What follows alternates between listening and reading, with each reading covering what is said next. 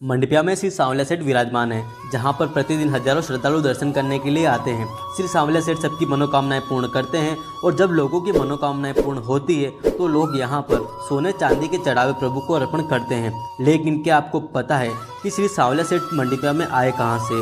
सांवलिया सेठ की मंडपिया में स्थापित मूर्तियों का इतिहास क्या है और क्यों श्री कृष्ण को यहाँ पर श्री सांवलिया सेठ कहा जाता है? तो जानते हैं इसका वीडियो। श्री सांवलिया सेठ जी का यह मंदिर उदयपुर चित्तौड़गढ़ हाईवे पर चित्तौड़गढ़ से 40 किलोमीटर की दूरी पर स्थित है, जिसे मंडपिया के नाम से जाना जाता है। भगवान श्री सांवलिया सेठ के इतिहास को लेकर कई प्रकार की किंवदंतियां प्रचलित है। आज उनमें से कुछ किंवदंतियां आपके सामने पेश करने जा रहे हैं, तो चलिए शुरू करते हैं।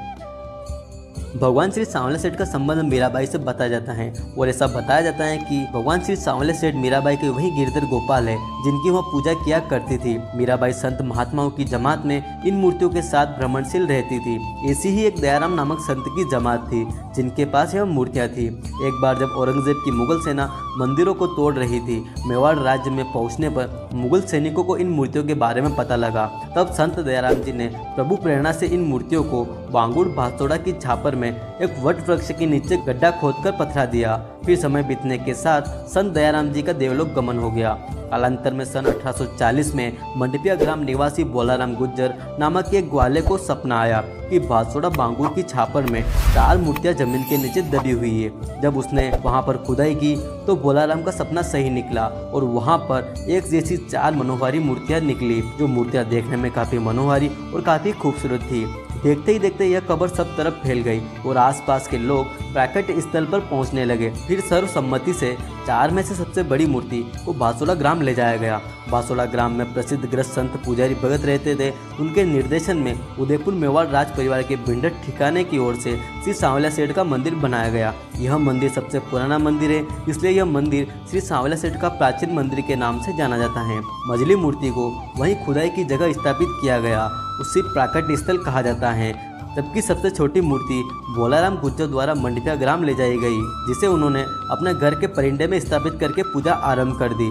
चौथी मूर्ति निकलते समय ही खंडित हो गई, जिसे वापस उसी जगह पथरा दिया गया। कालांतर में सभी जगह भव्य मंदिर बनते गए। तीनों मंदिर की ख्याति दूर दूर तक फैली है। आज भी लोग दूर दूर से यहाँ पर दर्शन करने के लिए आते हैं। श्री सांवलिया सेठ के बारे में एक यह भी मान्यता है कि जब श्री सांवलिया सेठ नानी बाई का मायरा भरने गए थे, क्योंकि नानी बाई का भाई उस मायरे में उपस्थित नहीं हो पाया था, तो नानी बाई के भाई के रूप में श्री सांवलिया सेठ वहाँ पर पहुँचे थे और नानी बाई के भाई का नाम सावरा था।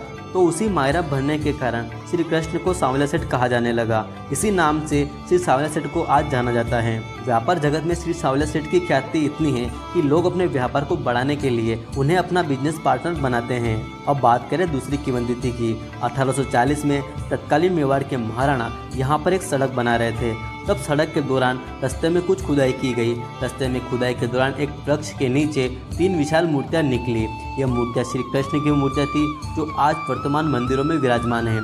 ऐसा बताया जाता है कि उसके बाद उन मूर्तियों को सभी अलग अलग जगह पर स्थापित किया गया और प्राकट्य स्थल मंदिर जहाँ पर बना है वहीं पर खुदाई हुई थी, जो भातोड़ा ग्राम में स्थित है।